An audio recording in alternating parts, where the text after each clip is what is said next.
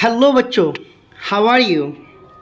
I think you are well, and today we are going to take another sessions of non-stopic objective batch, and we will solve 5 questions in the chapters of microbes in human welfare. Yes, my name is MD Najmul Huda, and most welcome in our YouTube channel Bio to Bio. Let's go. सो बच्चे, गोबर gas plant में कौन सा जीवाणु प्रयुक्त होता है? सबसे फर्स्ट क्वेश्चन किया हुआ है कि गोबर गैस प्लांट जो होता है उसमें कौन सा जीवाणु का यूज होता है, विच बैक्टीरिया इज यूज्ड इन गोबर गैस प्लांट. सो आप सब कोई जानते हैं कि कौन सा जो है बैक्टीरिया का यूज किया जाता है, क्योंकि गोबर में या गोबर जो बनते हैं वो कौन सा बैक्टीरिया उसमें रहता है, जिनको हम लोग गोबर गैस भी हम लोग पढ़े हैं. तो इसका जो आंसर हो जाएगा वो जल्दी से आप लोग फटाफट कीजिए. मैं ऑप्शन बता दे रहा हूँ: nitrifying bacteria, ammonifying bacteria, denitrifying bacteria, methanogens. तो इसका जो सही आंसर हो जाएगा वो हो जाएगा आपका मिथेनोजिन्स. क्या हो जाएगा बोलिए? मिथेनोजिन्स. और ये जो तीनों बैक्टीरिया है, ये जो आपका nitrifying bacteria, ammonifying bacteria, denitrifying bacteria, ये सारे के सारे बैक्टीरिया किससे रिलेटेड है? नाइट्रोजन साइकिल से, N2 साइकिल से. आप लोग नाइट्रोजन साइकिल पढ़े हैं 11th में. नाइट्रोजन साइकिल से रिलेटेड है, ये लोग नाइट्रोजन साइकिल से रिलेटेड है, ये सारे के सारे तीनों बैक्टीरिया. ठीक है, नेक्स्ट क्वेश्चन की ओर. क्वेश्चन है बैसिलस थ्यूरेनजेनेसिस. देखिए बच्चा, बीटी जो होता है आपका, बीटी आप क्लास 12 के बायोटेक्नोलॉजी में पढ़िएगा बढ़िया से. ये क्वेश्चंस फिर भी आपका जो है माइक्रोब्स में दे दिया है, चूँकि एक माइक्रोब्स है तो इसका पूरा का पूरा आप लोग डिटेल नहीं पढ़े हैं, लेकिन मैं इसका आंसर कर देता हूँ कि बैसिलस थ्यूरेनजेनेसिस जो होता है एक पॉइजनस प्रोटीन सीक्रेट करता है, एक जहरीला पदार्थ या जहरीला प्रोटीन स्रावित करता है, जिसको क्राई प्रोटीन के नाम से जाना जाता है. किसके कौन सा प्रोटीन के नाम से? क्राई प्रोटीन के नाम से जाना जाता है. एक्चुअली इसका आंसर हो जाएगा सी नंबर हो जाएगा. ठीक है, आप जानते हैं इंसुलिन कौन नहीं करता? इंसुलिन एक हार्मोन है जो शुगर को डाइजेस्ट करता है और ये पेनक्रियाज से सीक्रेट होता है. ठीक है, तो आप क्राई प्रोटीन इसका आंसर कर लीजिएगा.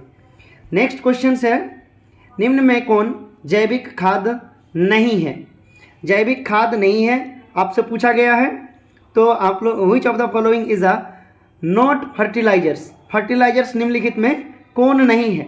ऑप्शन दिया हुआ है Azotobacter, Bacillus thuringiensis, Clostridium, Azolla. तो आपने अभी तक शायद एजिटोबैक्टर और एजोला के बारे में पढ़ लिए होंगे.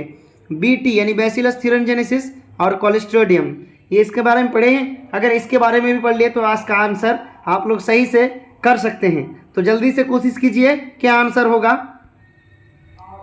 तो इसका सही आंसर जो हो जाएगा आपका वो हो जाएगा बीटी, बैसिलस थ्यूरेनजेनेसिस. ठीक है, क्लोस्ट्रीडियम बेजेरनिक होता है एक बैक्टीरिया जो नाइट्रोजन फिक्सेशन का काम करता है, लेकिन यहाँ पे सिर्फ और सिर्फ क्लोस्ट्रीडियम दिया हुआ है. तो इस हिसाब से आपको अगर ऑप्शन दिखे तो आप बैसिलस थ्यूरेनजेनेसिस को आंसर करके आएंगे. ठीक है बच्चा. उसके बाद नेक्स्ट क्वेश्चन में, नील हरित शैवाल किस खेत के लिए उपयोगी उर्वरक है? ब्लू ग्रीन एल्गी, जिसको हम लोग साइनोबैक्टीरिया कह लीजिए. Useful bio fertilizers for which field, कौन सा फील्ड के लिए जो है ब्लू ग्रीन एल्गी को यूज किया जाता है? Maize field, paddy field, wheat field. यहाँ पे तो ऑप्शन दिया ही नहीं है, मैं ऑप्शन दे देता हूँ. क्या दे देता हूँ? ए एंड बी बोथ, दोनों. तो क्या आंसर हो जाएगा आपका? A and B both. D number option में दे दिया हूँ क्योंकि नहीं लिखा हुआ है. तो क्या आंसर हो जाएगा इसका जो सही आंसर हो जाएगा वो हो जाएगा आपका पैडी फील्ड. क्या हो जाएगा? Paddy field. पैडी फील्ड का मतलब होता है धान की खेती. धान की खेती, जी हाँ, धान की खेती में ही जो है ना साइनोबैक्टीरिया का स्पेशल रूप से क्या किया जाता है? यूज किया जाता है पैडी फील्ड में. ठीक है, नील हरित शैवाल अगर पूछे कि कौन सा खेत में दिया जाता है तो आंसर है धान की खेती यानी पैडी फील्ड. नेक्स्ट क्वेश्चंस, मृदा में नाइट्रोजन स्थिरीकरण के लिए हम किसका उपयोग करते हैं? What do we use for nitrogen fixation in soil?